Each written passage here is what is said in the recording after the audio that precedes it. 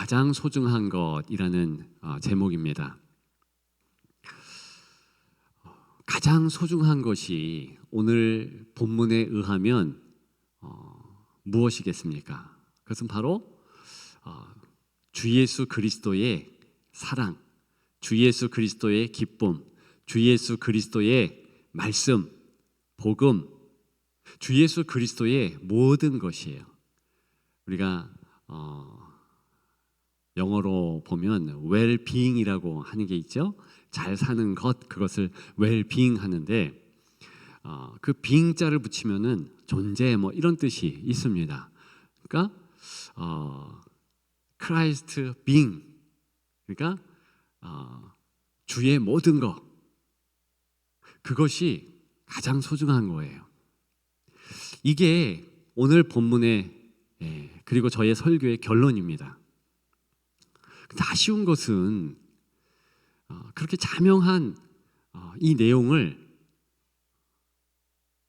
제자들도, 그리고 오늘 본문의 이 말씀을 듣고 있는 유대인들, 그들은 그거를 놓쳤어요. 그렇게 하지 못했습니다. 오늘 주제는 왜 그들이 그렇게 가장 소중한 것, 당연히 그리스도의 말씀, 그리스도의 기쁨, 그리스도의 사랑, 그리스도의 영생인데 왜 그리스도의 것, 그리스도의 모든 것을 그렇게 놓쳐버렸을까? 여기 있어요. 혹시 우리도 그럴 수도 있겠다, 이런 걱정도 됩니다. 좀 짧게 하고 기도를 열심히 하려고 하는데 여러분들이 듣는 모습을 보면서 잘 들으면 짧게 호응을 잘하고 계시나, 그래서 여러분들에게 이런 질문을 한 겁니다. 잘하고 계시고요.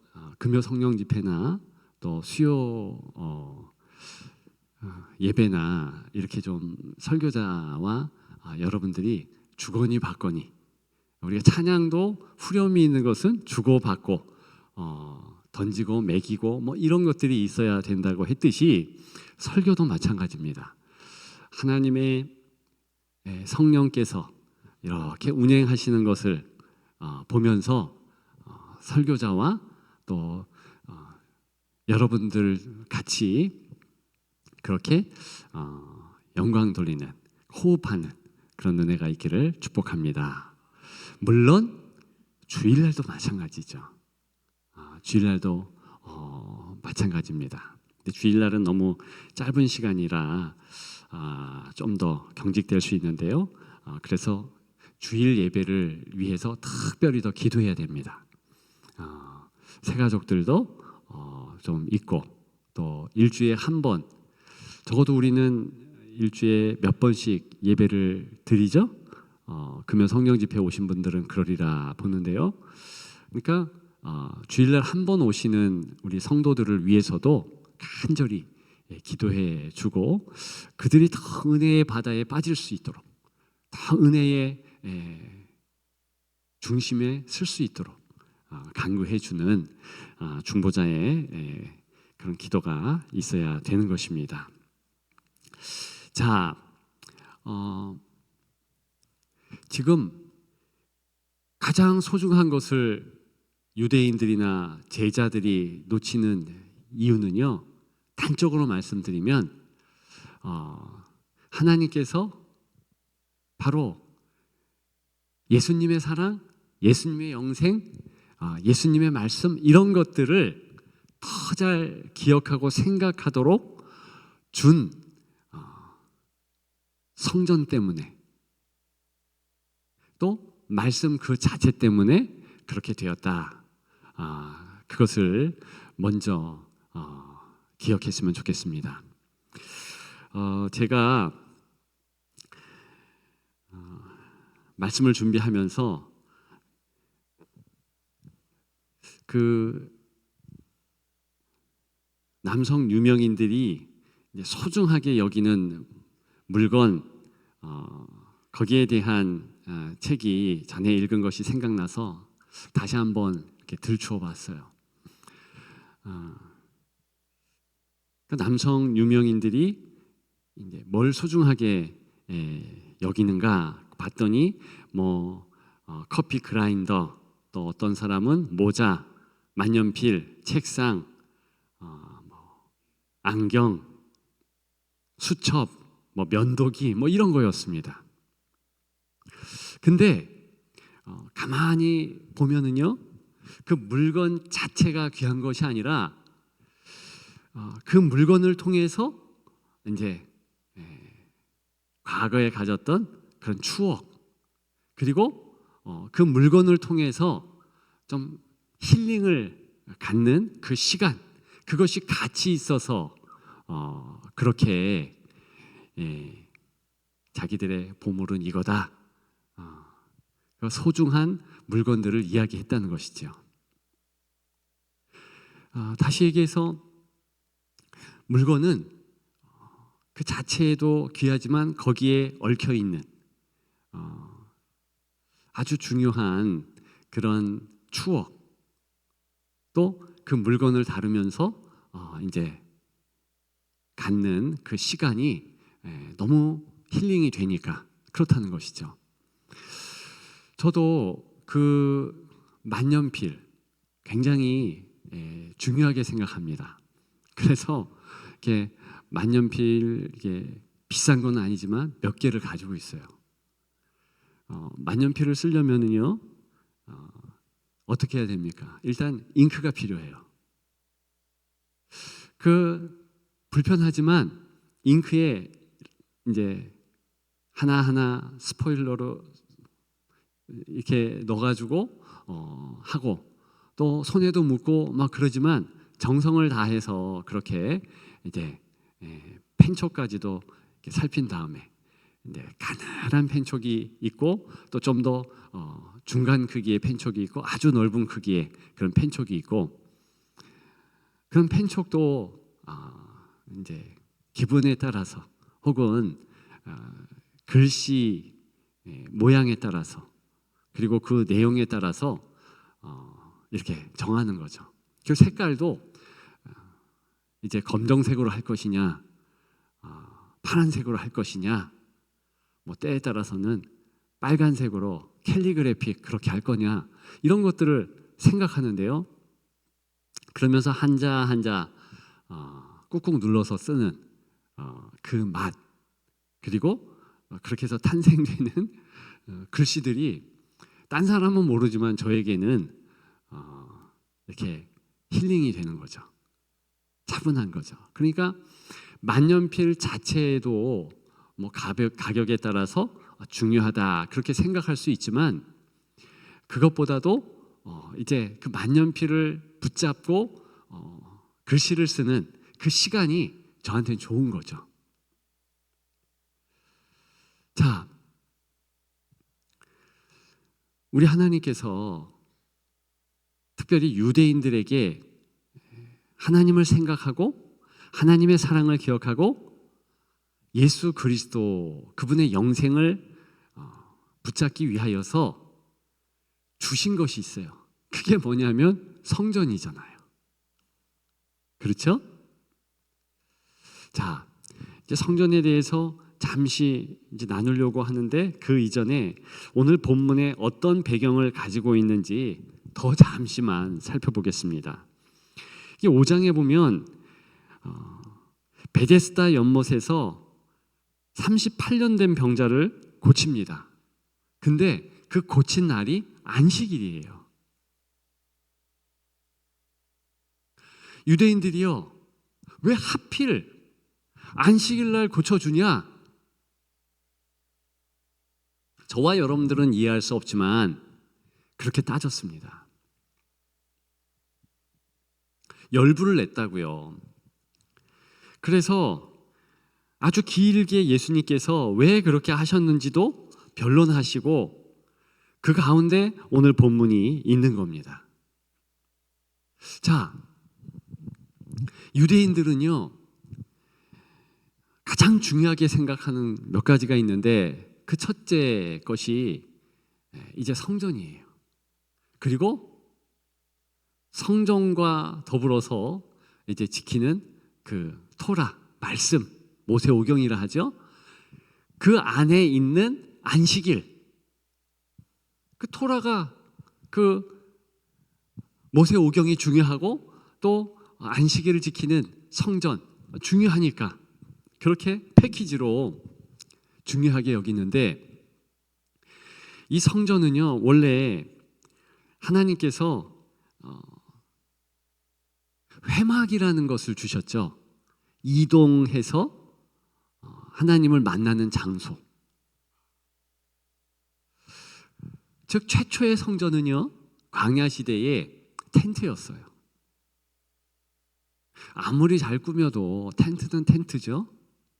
그리고 우리 하나님의 마음이 깃들여 있는 것이, 그것 너무 신경 써서 너희들 힘들고 어려우면 안 되니 내가 하는, 그러니까 이러한 양식으로 짓되 무리하지 마라 라는 차원에서 이제 회막을 짓게 하셨습니다.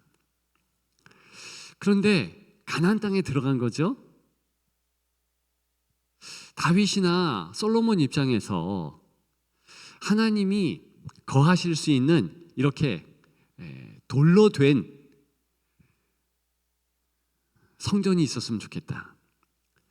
옛날 텐트 그것 말고 내가 지금 상하궁에 거하는데 그것과 같이 아주 화려하고 아주 훌륭한 그런 하나님의 집이 있었으면 좋겠다. 그래서 하나님께 아뢰입니다. 근데 사실은 처음부터 하나님이 성전 져라 이렇게 말한 것은 아니에요. 회막은 지라, 성막은 지라 그렇게 말씀을 하셨지만, 솔로몬과 다윗에게 먼저 하나님이 야 성전 져라 이렇게 말씀하지 않았어요.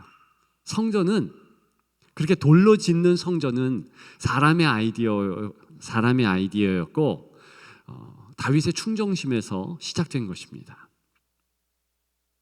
그런데 그것을 완성한 이후에 하나님께서 중요한 말씀을, 중요한 약속을 하십니다. 어떤 약속을 하셨는가?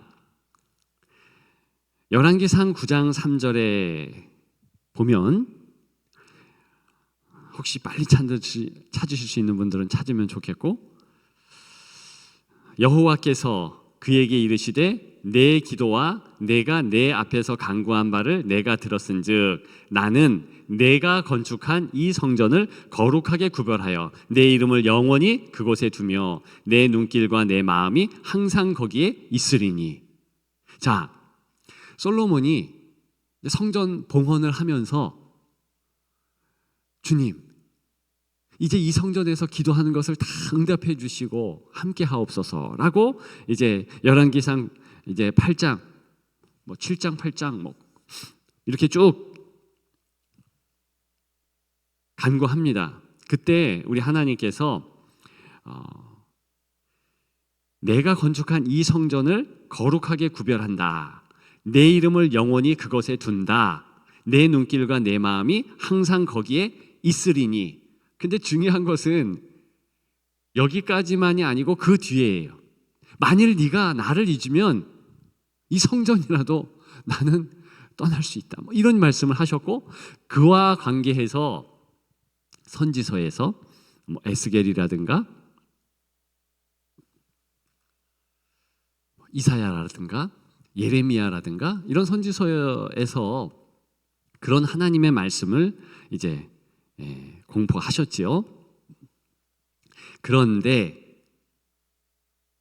이스라엘 사람들은요, 바로 그 하나님이 주신 약속, 그것이 성전에 있다. 영원히 내 이름을 둔다. 그런 약속의 말씀. 그래서 대대로 시편에 나오듯이 또 사무엘하 22장 7절에 이렇게 기록했듯이 제가 읽어드립니다. 내가 환난 중에서 여호와께 아뢰며 나의 하나님께 아뢰었더니 그가 그의 성전에서 내 소리를 들으시며 나의 부르짖음이 그의 귀에 들렸도다.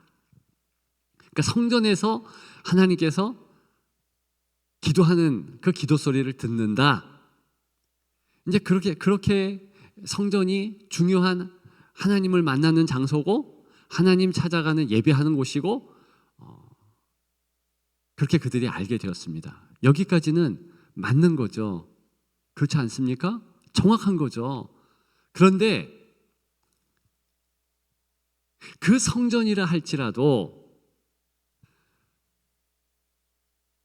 정작 하나님의 이름을 잊고 그저 성전에 올라와서 그 쌓아놓은 화려한 돌들을 만지면서 이 성전 만졌으니까 나는 복받고 살 거야. 나는 괜찮을 거야. 그러니까 하나님은 완전 잊어버리고 그렇게 하면 되겠습니까? 당연히 아니죠. 그렇게 하지 말라고 얘기하셨었거든요. 특별히 예레미야, 에스겔 그런 시대에는요, 그 솔로몬 성전에 어떤 식으로 이스라엘 사람들이 행했냐면 하나님께 제사하는 그런 제단만 있는 게 아니라 뭐 바알, 아세라 여러 가나안의 잡신들을 섬길 수 있는 제단을 갖다 놓는 거예요. 이게 누가 그렇게 했느냐? 이스라엘 백성들이, 또 왕들이 그렇게 하는 겁니다. 여러분 한번 생각해 보세요. 이 벽면에다가 부처 그림을 쭉 그려놓고 요 옆에다가 부처상을 이렇게 갖다 놓는다고 생각해 보십시오. 있을 수 없는 거잖아요. 어떻게 그럴 수 있어요? 근데 그렇게 했다는 겁니다. 왜 그렇게 했느냐? 너무 성전에 대하여서 위대하게 생각한 거예요. 근데 하나님께서 그 솔로몬 성전을 회파케 하십니다. 완전히 멸망케 하세요. 이스라엘 사람들은 먼저는 북이스라엘이 망했고 그 다음에 남유다가 망하는 수순으로 쫄딱 망하게 하시고 예루살렘 성전도 완전 이제 회파되게 하십니다. 그리고 이스라엘 백성들은 다 끌려간 거예요. 바벨론으로도 끌려가고 지금도 이란이나 이라크 지역에는 그 디아스포라 끌려간 유대인들이 그 후예들이 아직도 있어요. 그래서 그 가운데는 에스더의 그 후예들이 지금도 이란에 있다는 거 아닙니까? 에스더의 무덤도 있고요. 여하간에 그러면 정신 차려야 되잖아요. 물론 하나님께서 이제 솔로몬 성전 말고 수룹바벨 성전을 지어라 그렇게 얘기하세요. 그런데 너희들 지을 때 그렇게 힘들고 그렇게 어렵게 지을 거 없다. 그냥 산에 가서 나무 그리고 지천에 깔려 있는 돌들로 이렇게 지으면 된다. 그래서 느헤미야 시대에 느헤미야가 이제 바벨론 다른 지역으로 흩어졌다가 그때 돌아오거든요. 고레스 칙령에 의해서 돌아오거든요. 그래서 어떤 성전을 만드느냐? 수룹바벨 성전을 만듭니다. 두 번째 성전이에요. 예루살렘 거기에 만듭니다. 그런데 그 성전은요 약간 좀 조열하죠. 그냥 산에 가가지고 나무 가져와서 또 돌아다니는 그런 돌로 이렇게 지은 거니까 당연히 그렇죠. 근데 하나님이 기뻐하셨어요. 왜냐하면 그들이 이스라엘 백성들이 우리가 하나님의 성전에서 하나님을 만나는 것이 참 즐겁습니다. 기쁩니다. 그러니까 그 모습이 좋았던 거예요. 시간이 지납니다. 예수님 공생애 하시는 그때에 이제 드디어 헤롯 성전이 완성이 된 거예요. 그 수룹바벨 성전과는 게임이 안 되는 엄청나게 화려한 성전. 솔로몬 성전보다도 더 멋진 그런 성전. 그랬더니 이스라엘 사람들이요, 하나님께서 그 성전 보면서 내가 너를 만나준다. 네가 나를 사랑하는 공간이다. 이걸 기억하면서 계속 감격하며 나오면 좋겠는데 그게 아니라 희한하죠?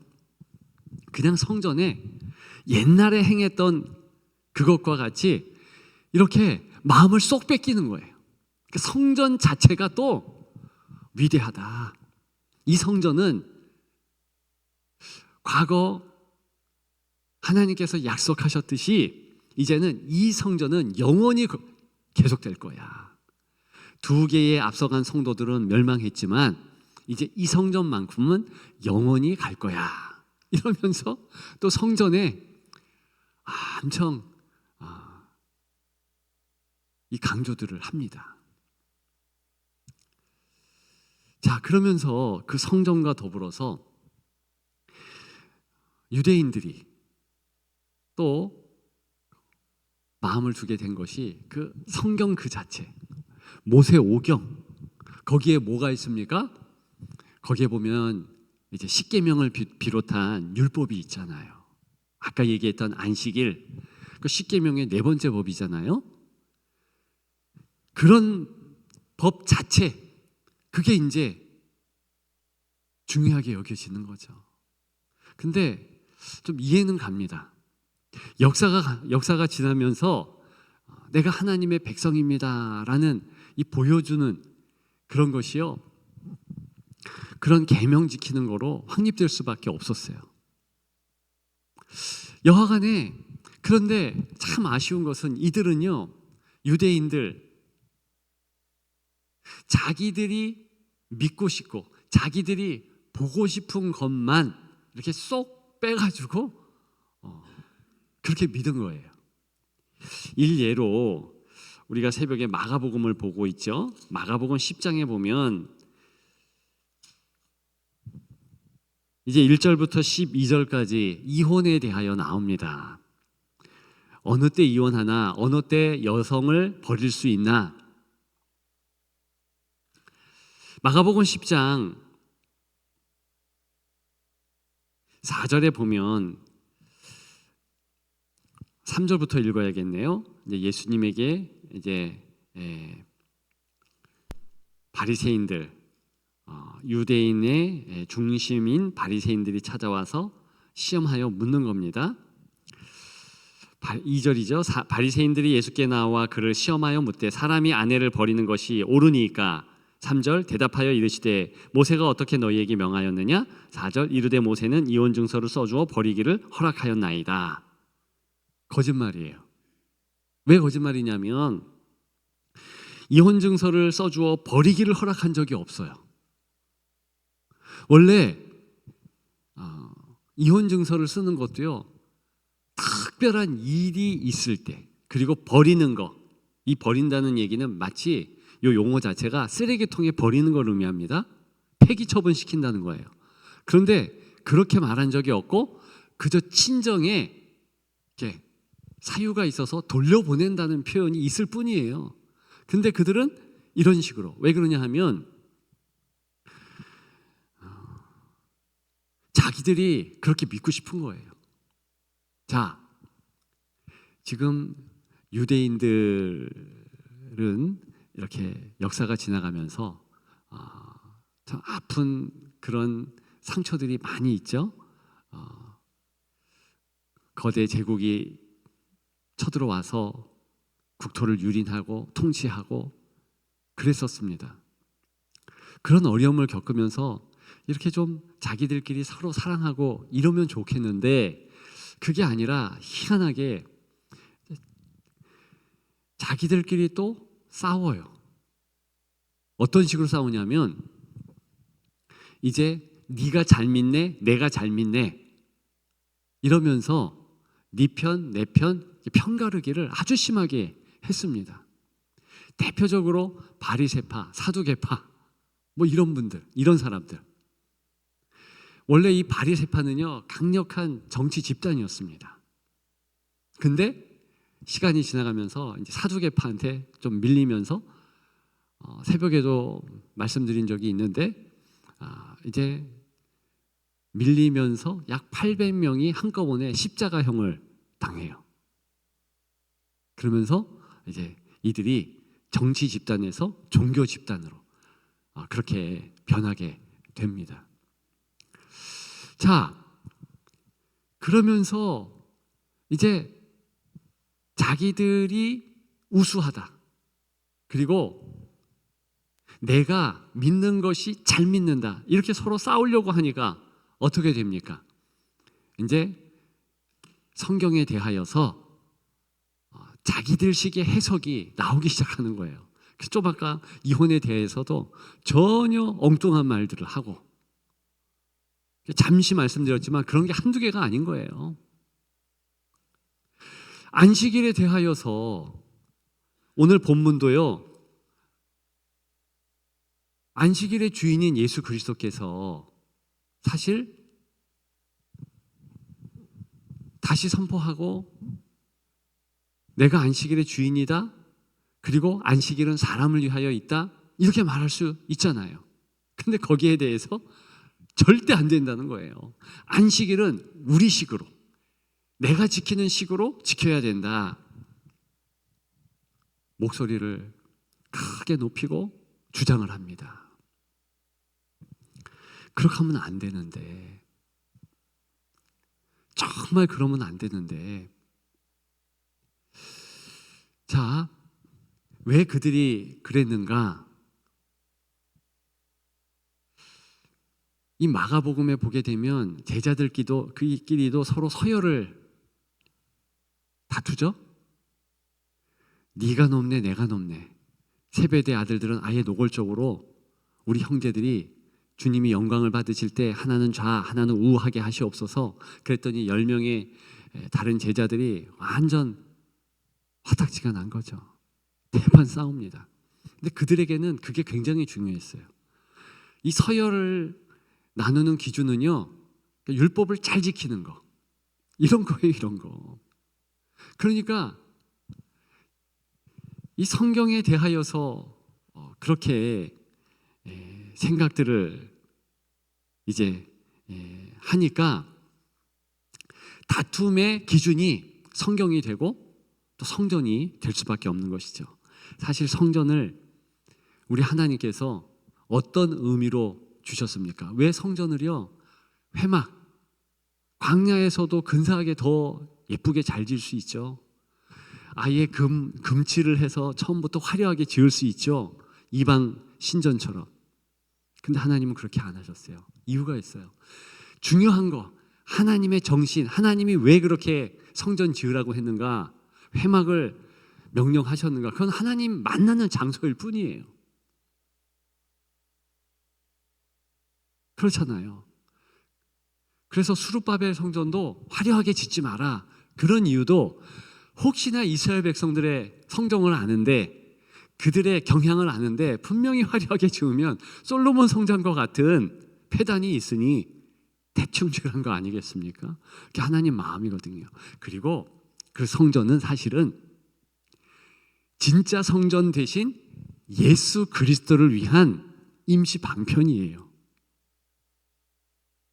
요한복음 2장 19절부터 21절에 보게 되면 예수님께서 그 성전에 깃든 하나님의 뜻을 정확하게 말씀해 주세요.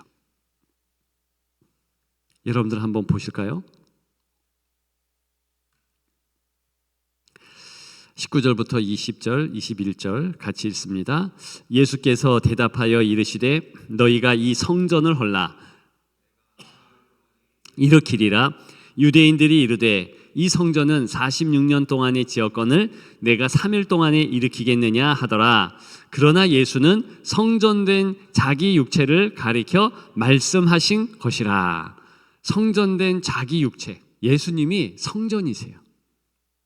그 회막도 보면 움직이잖아요. 왜 이동식으로 그렇게 하게 하셨느냐? 다 뜻이 있는 거예요.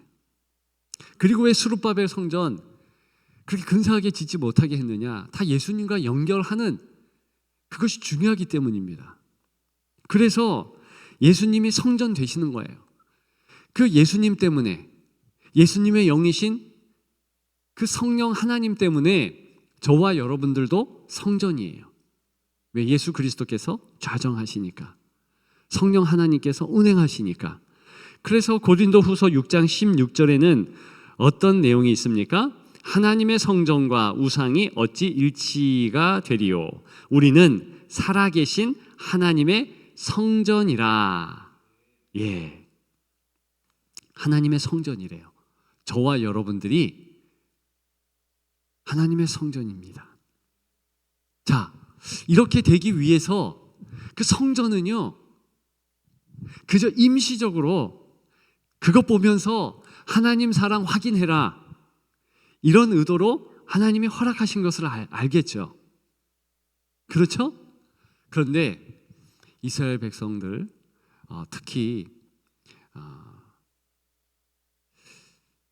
사두개인, 바리새인, 이런 유대인의 중심에 있는 사람들은요, 어떻게 그런 부분을 해석했는가? 그냥 이 성전, 보이는 이 성전이요, 영원하다는 거예요. 왜 그래요?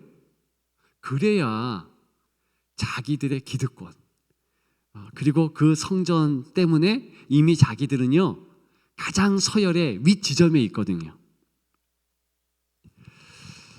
지금 오늘 본문 예수님께서 말씀하는 대상은요, 유대인 이렇게만 나와요. 근데 그 유대인들 가운데서도 사실은 산헤드린 공회 사람들입니다.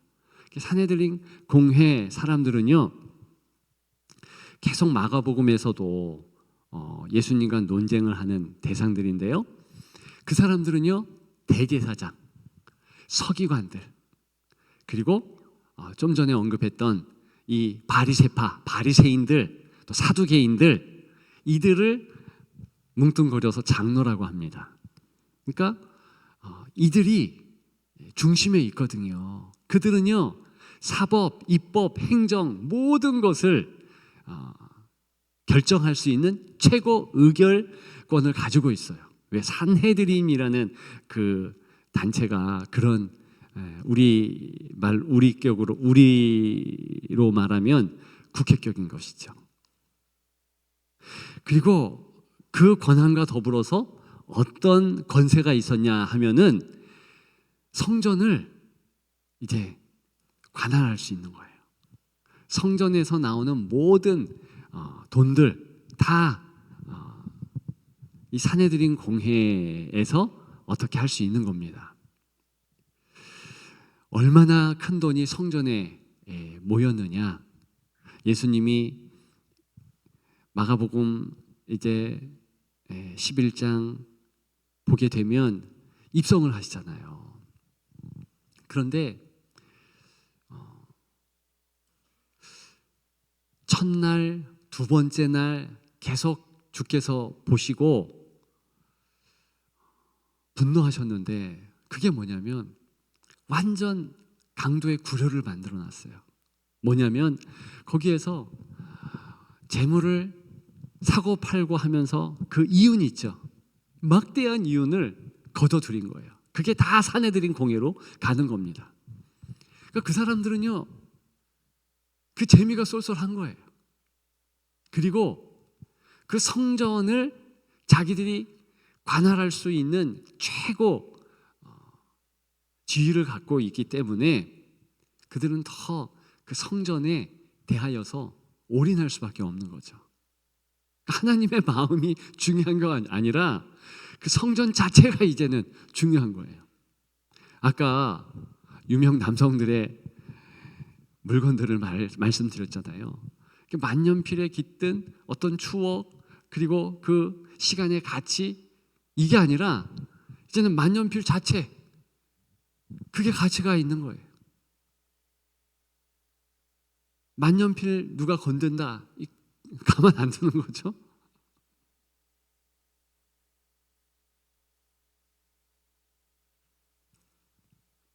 우리가 지난 주일에 수로보니게 여인에 대하여서 같이 나누었습니다.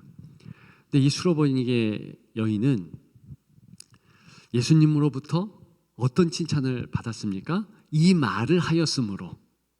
그때 이 말, 헬라어로는 로고스라고 했죠. 그러니까 수로보니게 여인이 말한 모든 내용은 성령 하나님께서 깨닫게 한 신적 언어예요. 그 결과로 말하고 있는 겁니다. 뭐라고 얘기합니까? 예수님께서 험한 말을 먼저 했죠. 어떻게 자녀의 떡 그것을 개들에게 줄 수 있느냐, 그런 말씀을 하십니다. 그때 주여 올소이다마는 개들도 떡 부스러기, 상에서 떨어지는, 자녀의 상에서 떨어지는 떡 부스러기는 먹나이다. 그러니까 더 강하게 가까이 가는 그런 모습을 보였잖아요. 참 겸손의 모습을 보였잖아요. 자, 지금 똑같은 시험을 사실은 이 사내들린 공회의 유대인들에게, 그리고 평유대인들에게 하셨습니다. 그게 뭐예요? 그것은 이제 상을 들러엎고 성전을 완전 들러엎는, 비둘기 파는 상도 없고 그랬잖아요. 그거는 주께서 작정하셔서 아주 큰 소란을 일으킨 거거든요. 바로 그때 그들이 예수님께 나와서 이거 왜 그러십니까? 깨닫게 하옵소서, 이렇게 돼야 되는 거 아니에요? 그리고 예수님은 일부러 안식일 날 그렇게 병자들을 고칩니다. 손 마른 자도 안식일 날 고치지. 다 보시면 다 안식일 날. 그러니까 작정하고 시험하시기 위해서 안식일 날 그렇게 하신 거예요. 뭘 시험하시는데요? 그 수로보니게 여인처럼 다시 믿음을 뭔가 깨닫고 회복하도록. 근데 그들에게는 성령의 역사가 없는 거예요. 참 겸손의 모습이 없는 거예요. 어떻게 했느냐? 예수님이 성전의 주인이시잖아요. 내 집은 만민이 기도하는 집이라. 그때 기도라는 의미는요, 하나님을 만나고 하나님의 자녀됨을 깨닫는 시간을 의미해요. 자기 욕심, 자기 소원 아래져서 이루어주는 그런 시간을 의미하는 것이 아니지요. 그러니까 성전을 그렇게 정화하시면서 만민이 기도하는 집이다. 원래 성전은 이런 거야. 하나님을 만나는 곳이야.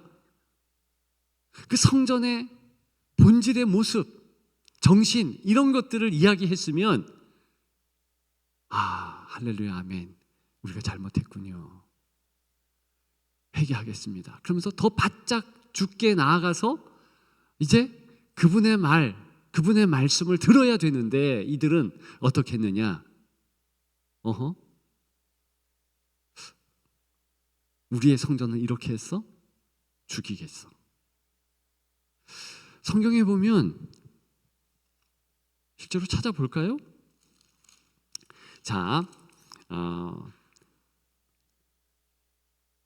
마가복음 이제 11장이죠. 마가복음 11장 18절입니다. 예수님께서 그렇게 돈 바꾸는 자들의 상, 비둘기 파는 자들의 의자를 둘러엎으시고 그렇게 하면서 만민이 기도하는 집이다 이렇게 얘기했을 때 18절에 보면 산헤들린 공회의 사람들 그리고 유대인들 대제사장들이 어떻게 했는가? 대제사장들과 서기관들이 듣고 예수를 어떻게 죽일까 하고 꾀하니. 그러니까 이들은요, 어떤 완악한 마음, 강박한 마음을 갖고 있습니까? 이제 그 성전이요, 자기들의 모든 것이 돼버린 거예요. 아까 말씀드린 만년필 자체가 의미가 있으면 안 되는데 그렇게 된 희한한 사람처럼 이 성전 자체가 그들에게는 모든 의미. 왜? 자기들의 지위, 자기들의 지금의 어떤 그 삶의 명예, 권세 이런 것들을 주는 것이 성전이니까 그런 거예요. 그래서 이들이요 예수님을 죽이기로, 예수님이 만약에 그때 잘못했으면 스데반가처럼 끌려가서 돌 맞아 죽었을 겁니다. 근데 그렇게 하면서 이제 그 다음날 예수님은 그렇게 크게 같이 부딪히지는 않아요. 그런데 화요일이죠. 세 번째 성전을 또 찾아가셔요. 왜 찾아가셨을까요? 사실은 그 산헤들린 공회 그리고 유대인들을 회개케 하기 위해서 찾아갔다고 봅니다. 그때 정말 회개했으면 얼마나 좋을까. 완전 하나님 앞에 돌아오는 전 유대인들이 되겠죠.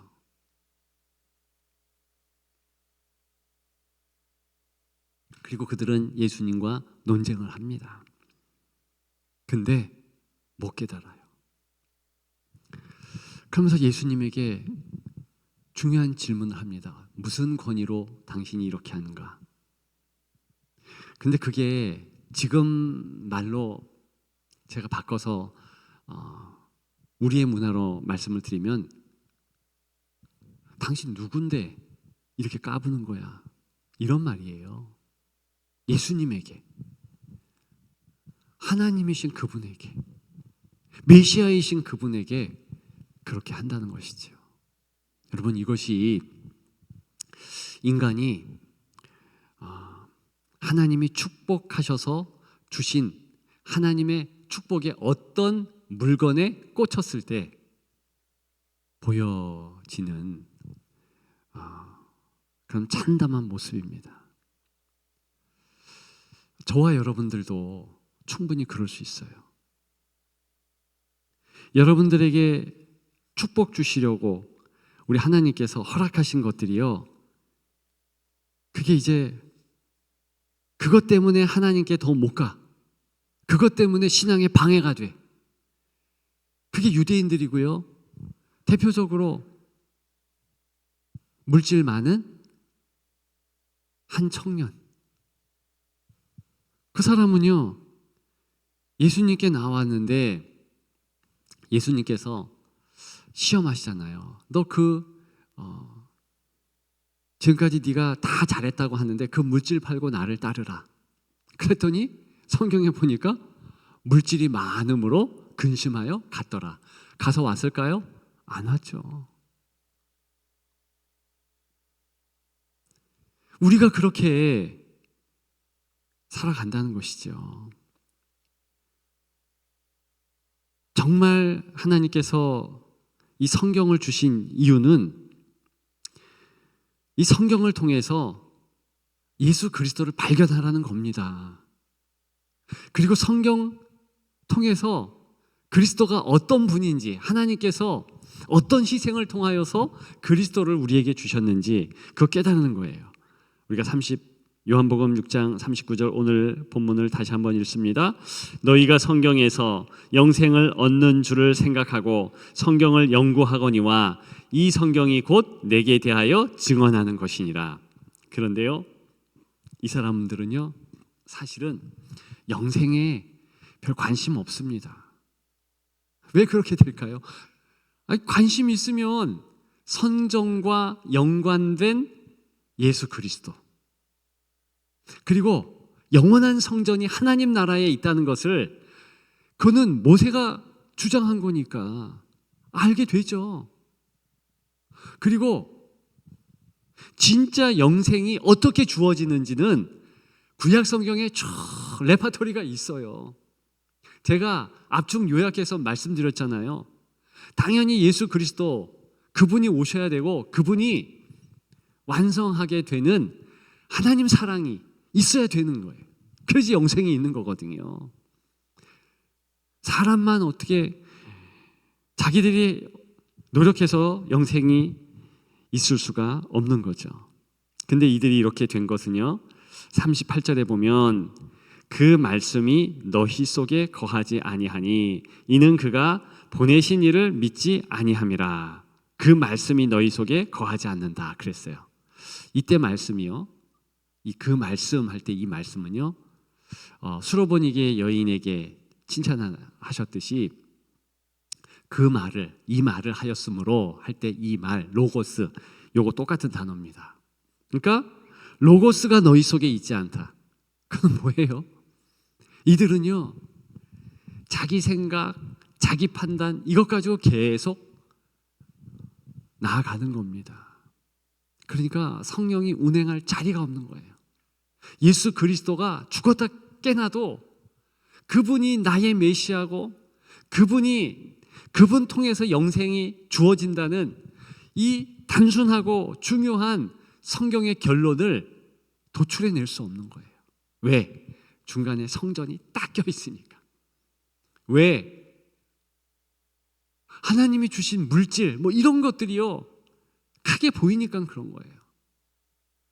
여러분, 정말 그런 것도 아무것도 아니잖아요. 물론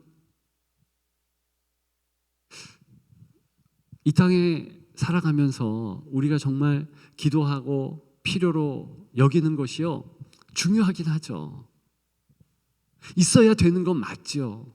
그런데 그게 우리의 영생, 예수 그리스도의 사랑, 예수 그리스도의 동행 이런 것보다 더 크지 않아요.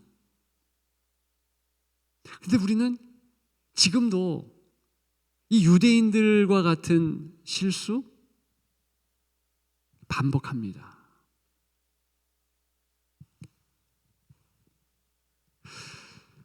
예수님은 유대인들처럼 지금도 우리를 대하셔요.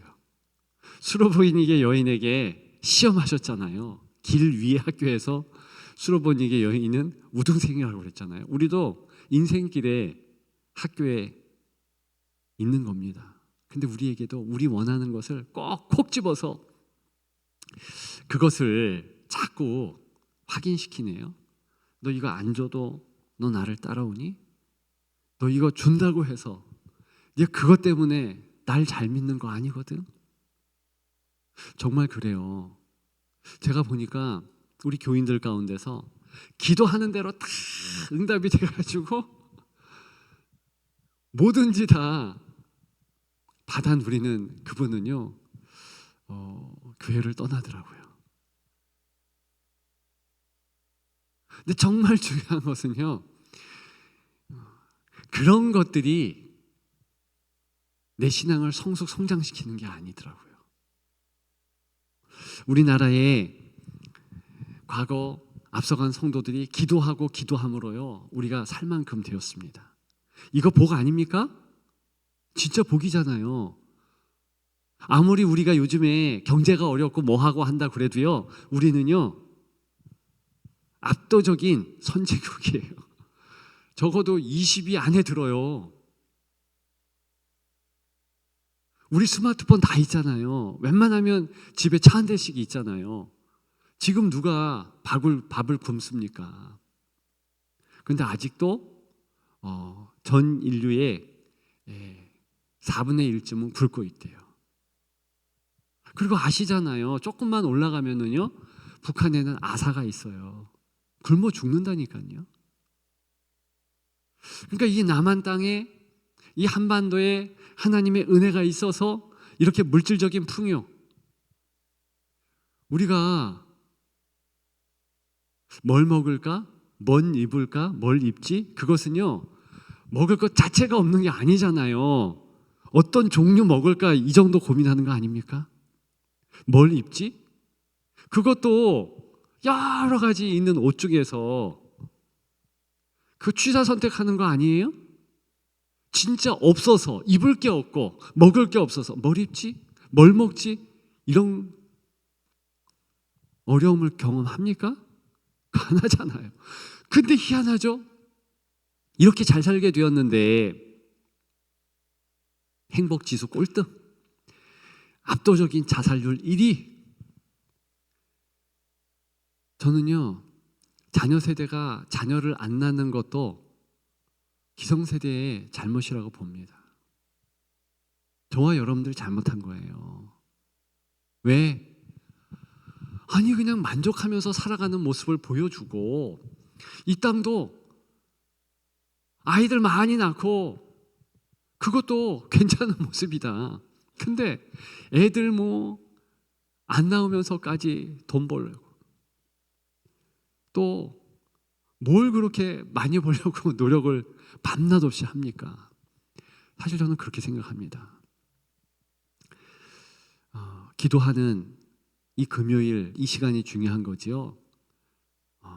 솔직히 얘기하면 다른 일들도 중요하지만 기도와 비교해 보면, 죄송합니다, 이해하고 들으세요, 다른 일은 헛일이에요. 소위 헛짓거리예요.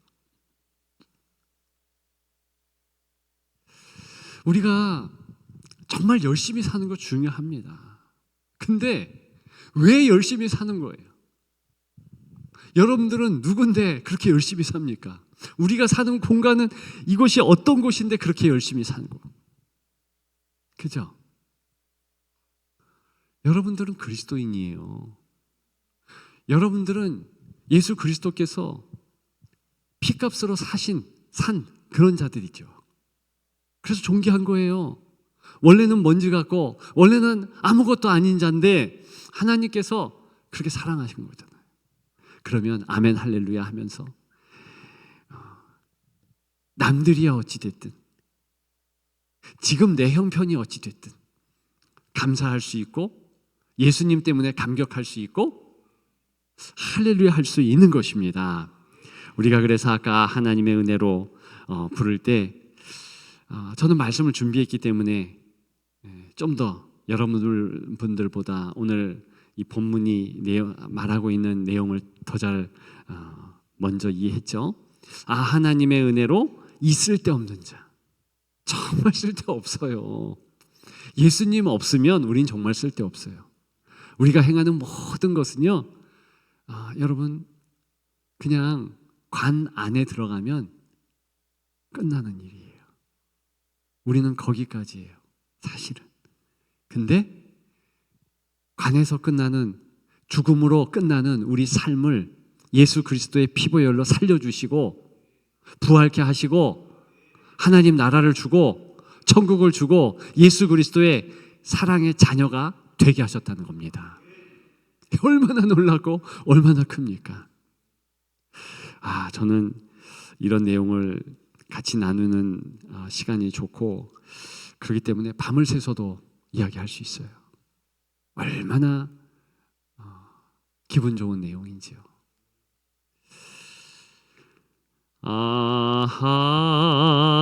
하나님의 있을 데 없는 자, 있을 데 없는 자, 왜 구속하여 주는지, 왜 구속하여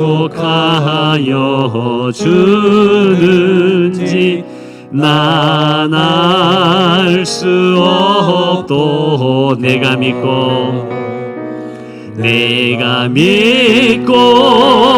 또 의지하는 내 모든 형편 아시는 주님 늘 보호해 주실 것을 나는 확실히 아네. 이제 결론입니다. 결론 짧게 내리고 기도할 건데요. 여러분, 이 유대인들이요, 하나님의 말씀을요, 남들과 자신들을 비교하는 데 썼어요. 하나님의 말씀을요, 차별하는 데 썼다니까요. 성전도 그와 같이 썼습니다. 성전에 이방인의 뜰 아예 지정을 해놓고, 이방인은 여기까지, 여자들은 절대로 여기 들어오면 안 돼. 왜? 여성들은 정결하지 않으니까. 실제로 그렇게 규정했습니다. 지금도 이스라엘의 땅에 가면 여성들이 못 들어가는 지역이 있어요. 성전 중심부에는 못 들어간대. 그런 게 어디 있어요? 왜 그럽니까? 자기들이랑 이 급을 나누는 거예요. 여성들은 맨스를 하잖아. 봐, 피 흘리면 그건 죽음과 가까운 거잖아. 거룩하지 않은 기간 아니야? 여러분, 근데 성경에는 그렇게 얘기하는 게 아니에요. 그렇다고 해서 여성이 하등이고 저열하고 남성 우월, 여성 저열 이런 등급이 있지 않습니다. 근데 차별하려고 하니까 자기의 우위를 점하기 위해서 그렇게 주장하고요. 그렇게 아예 사회를 만들어버리고요. 성전조차도 당신들은 여기까지, 이방인에 대해서 선민의식을 가지고서 개취급하고. 여러분, 그런 부분에 대해서 하나님께서 하지마, 예수님께서도 온몸으로 그러면 안 돼. 근데 예수님의 말발이 먹히지 않아요. 왜 그래요? 여전히 자기 고집, 자기 의, 자기 자랑, 이거 확인하려고 성경을 보는 거예요. 성경을 그렇게 많이 보면 뭐합니까? 성경을 아예 달달달달 외우면 뭐해요? 여러분, 우리에게도 위험 요소가 있어요. 만일 여러분들이 사랑하지 않으면 여러분들이 모든 하나님 안에서 행하는 그런 행동들은요, 꽝인 거예요. 왜? 새 계명을 너희에게 주노니 너희는 서로 사랑하라. 사랑을 이루기 위해서, 하나 되기 위해서 그렇게 우리가 신앙생활하는 것이지, 내가 남들보다 잘 믿네, 우리 교회가 다른 교회보다 더 우월하네, 그거 보여주기로 신앙생활하는 거 아니죠.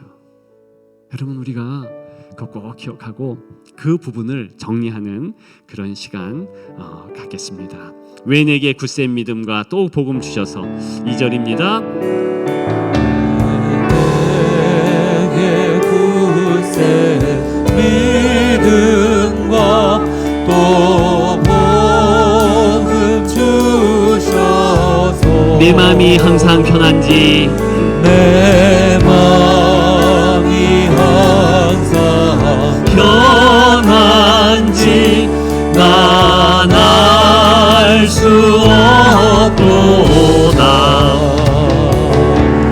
내가 믿고 또 의지함은 내 모든 형편 아시는 주님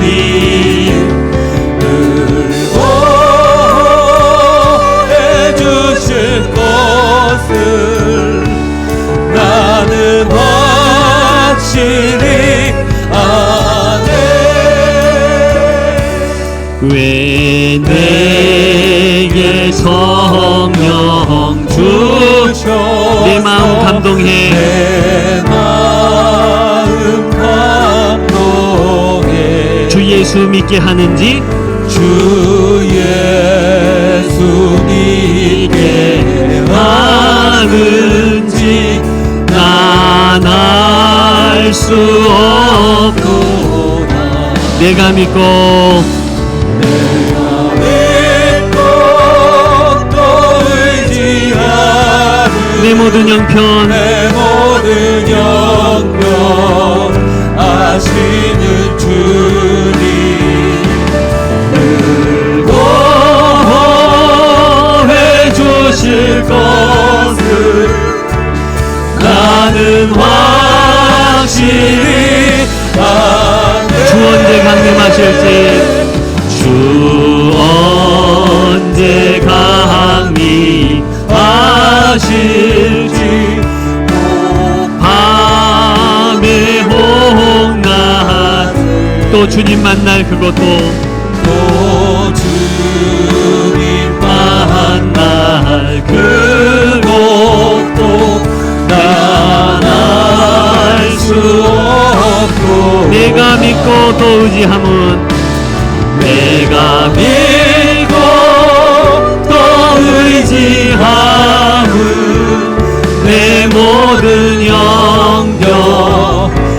하시는 주님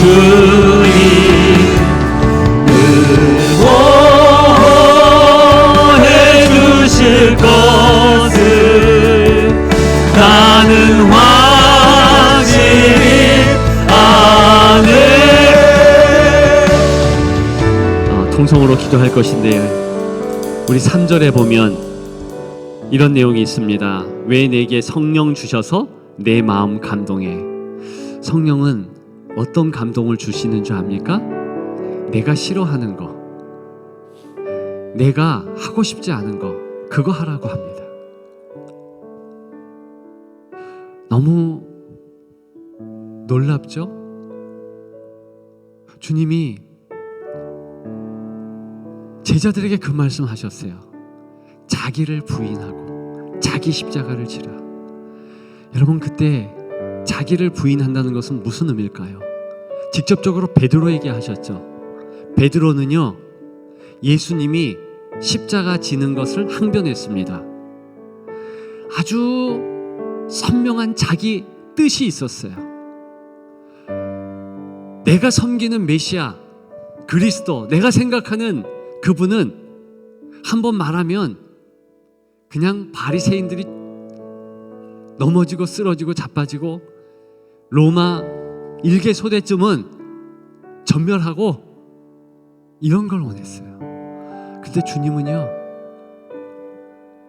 그들을 위해서도 십자가 지시는 거예요. 바로 자기를 부인하라는 것은 네 생각 그거 아니라 너 꺾으라. 베드로가 계속 그 부인을 안 하니, 자기 부인을 안 하니 나중에 겟세마네 동산 이후에 어떻게 됩니까? 예수님을 3번 부인합니다. 여러분, 자기 부인 안 하는 것은 당연히 예수님을 부인하는 것과 연관성이 있고 그렇게 되게 되어 있어요. 여러분들 어떤 생각을 가지고 있으세요? 지금도 우리는 예수 앞에서 호불호가 분명합니다. 싫어하는 건 싫어하는 거예요. 저는 참 우리 교회 사랑합니다. 담임 목사니까. 근데 우리 교회가요, 어떻게 이렇게 파당이 많어? 교인인데 말을 잘 안 섞어.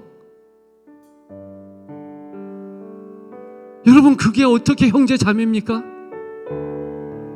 어떻게 중지끼리 싸워서 아예 이야기를 안 해? 말 안 섞어요. 어떻게 중직이 내가 저 사람한테 시험 받았어, 그러면서 어떻게 다른 교회를 갑니까? 중직인데.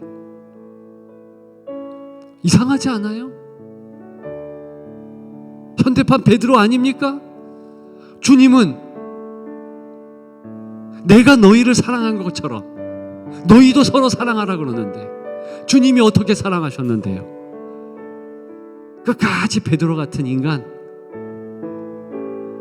다 도망간 제자들 사랑하신 거잖아요. 우리가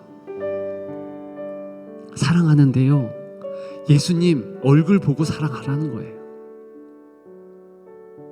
내가 너희를 사랑한 것처럼 서로 사랑하라. 여러분, 죄송하지만 제가 연합회 활동을 합니다. 목회자들 모임이 있어요. 그런데요, 제가 목회자들 이렇게 보면은요, 목회자들끼리 사이가 안 좋아.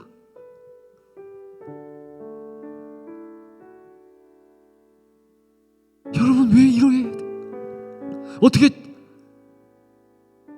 목사님들끼리 사이가 안 좋고 부목사님들끼리 사이가 안 좋고, 우리 교회는 안 그렇지만 우리 권사님들끼리 사이가 안 좋고 장로님들끼리 사이가 안 좋고, 여러분, 그런 모습 자녀 세대에게 보여지면 그 반목이 대물림 되는 거 아니겠습니까? 남들 비난하지 마십시오. 남들 탓하지 마십시다. 오늘 나만 정리하면 돼요. 내가 미워하는 사람이 있거들랑 용서하십시오. 남편이 그렇게 밉습니까? 내 어머니 아버지가 그렇게 싫습니까? 뭐 그럴 수도 있죠. 여러분, 주님을 생각해서 하나가 되십시다. 그게 교인인 거예요. 그게 성도인 거예요. 그게 오늘 이 말씀의 제목에 있는 가장 소중한 것, 예수 그리스도, 그분의 모든 것을 우리가 취할 수 있는 자들의 마음인 거예요. 저는요, 솔직히 얘기하면 여러분들이 이것 하나만 깨달으면 저는 오늘 설교 잘했다고 봐요.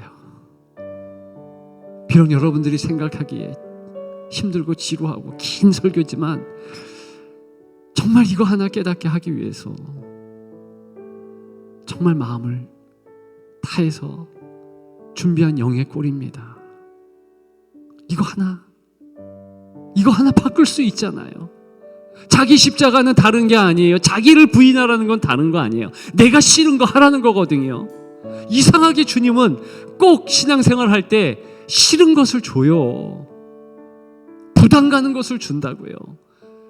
그걸 하는 거예요. 우리 시간에 주여 한번 부르고 다른 것보다도 하나님, 내가 이거 하게 도와주옵소서. 하나님 사랑하라고 했으면 내가 싫어하는 이도 품을 수 있고요. 이렇게 자꾸 내가 잘났고 저 사람 못났고 이런 비교가 우리에게 있으면 안 되잖아요. 성경 말씀이 그것 때문에 있는 거 아니잖아요. 왜 자꾸 자기 자랑이 있고 자기가 드러나야 됩니까? 우리 주여 한번 부르고 이 부분 우리 회개하십시다. 우리 간절하게 내려놓읍시다. 주여!